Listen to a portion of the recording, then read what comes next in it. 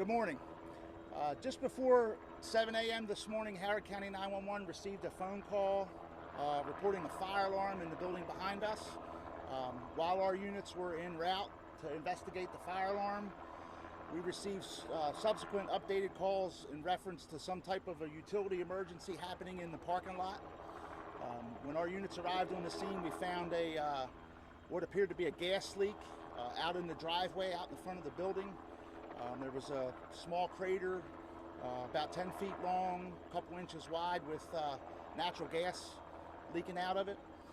Our crews immediately went to check on the safety and welfare of all the occupants in the building. It was very quickly evident that the building, none of the businesses were open yet. So we evacuated some of the bystanders that had flagged us down and were here watching. We set up a safety perimeter and backed everybody back. Some representatives from Baltimore Gas and Electric arrived on the scene. We were formulating a plan when the building exploded. Everybody, all of our personnel, all the BG&E personnel are fine. Everyone's accounted for. We have been answering subsequent calls in the neighborhood for odors of gas and for fire alarms going off in the area. BG&E did shut the gas off and the electric off. So some of the buildings in the area are now without gas and electric until we can fully get in and assess the situation here from the utility side and from the safety side. The building is at risk of collapsing, so we're working with some building inspectors and the property owner to figure out what our next steps are to secure the building and help out as much as we can with the investigation that's going to ensue with this. And again, everybody, none of the businesses were open. The building was evacuated. The area was evacuated before the explosion happened. Fire and rescue units were here operating on the scene. We were here for about 45 minutes to an hour before the explosion happened.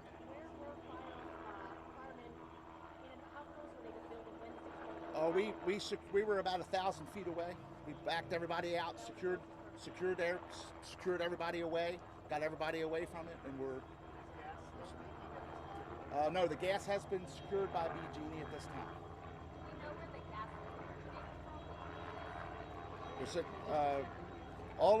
All of the buildings in this complex use gas for cooking or for heating.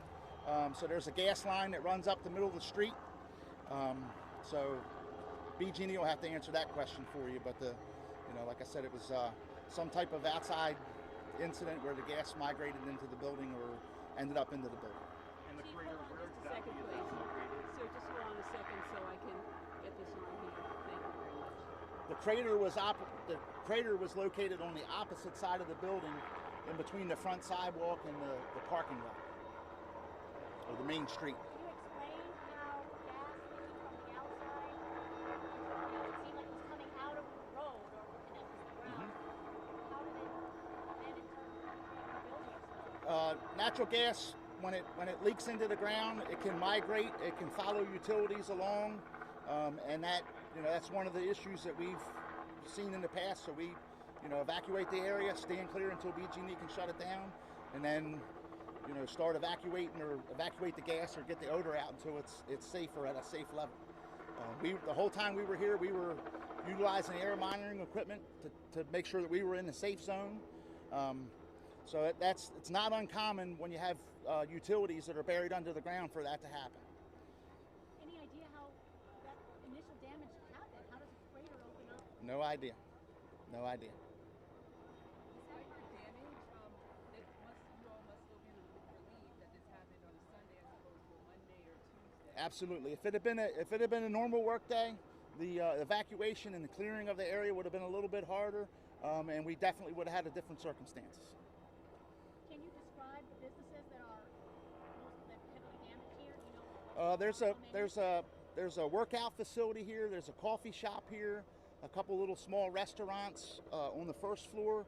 There's some professional offices and some legal offices and stuff on the second floor.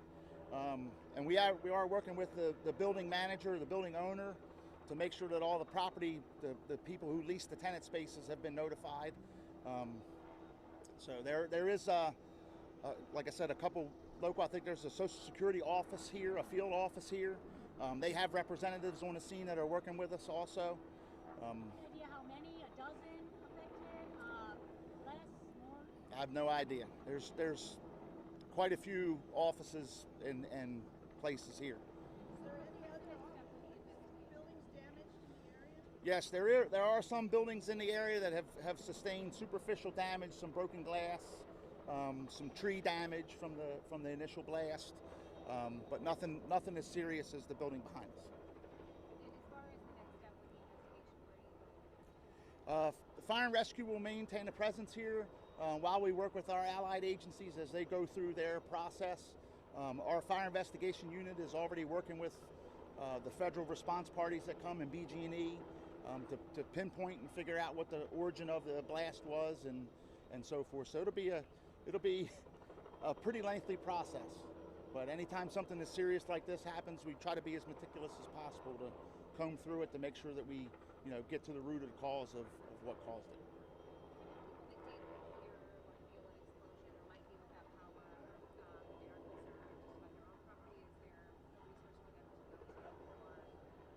Obviously, if there's an odor of gas inside of your residence or you're concerned with your property, I would encourage anybody to call 911 and we'll send someone out to check.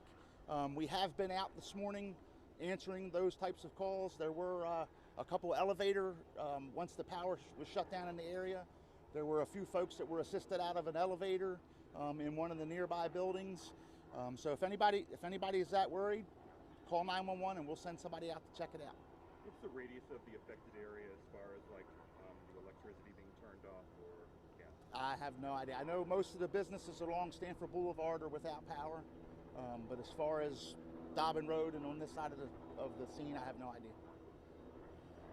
Chief, how rare is something like this? And I know you touched on it, but how lucky is it that nobody is injured? The time of day played a big factor into that, and it is a rare occurrence, but it is serious. It's high impact, and these things do happen. A lot of times we see stuff like this happening during the heavy change of the seasons after the ground is frozen and then it starts to thaw out. We normally see some of those things, but it's the infrastructure that we're dealing with, and I wouldn't say it's unheard of. We have heard of them in the past. Nothing as serious as this, but it's up and down the East Coast. It's there have been some in the past. Was there an actual fire or? Once the explosion occurred, the gas that was migrating from the street was on fire, and we immediately did not put that out because when the gas is burning in the parking lot, we know where the gas is at. The gas is being consumed by the fire. If we were to put that fire out, then the gas would go migrate into something else and find an ignition source and then reignite. So then how long did it take for the fire to extinguish? They just shut the gas off not too long ago, and the fire went out, and we finished putting out some debris that was on fire around it. So maybe an hour or so. Anything else? Given the circumstance of the event, it's still a pretty good outcome for you guys. You showed up, you were able to secure everybody, no injuries. So all in all, it kind of proves that what you practice really works. Yeah, we've had a couple close calls in the past with other gas emergencies similar to this.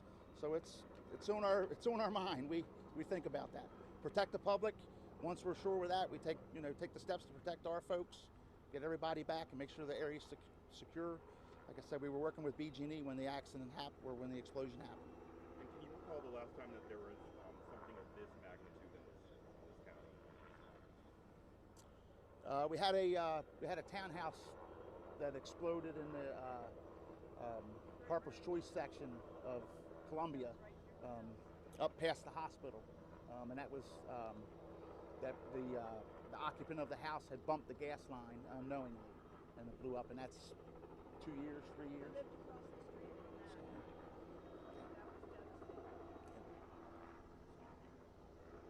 Any estimate on the amount of damage right now?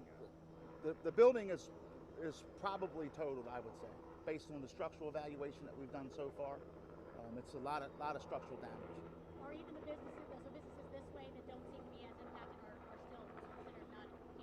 Not until we've had a chance to go through with our building inspectors and the structural engineer to make sure. So anybody that's put out by any one of the businesses, nobody will be allowed back in until we go through that process and make sure that the building's safe.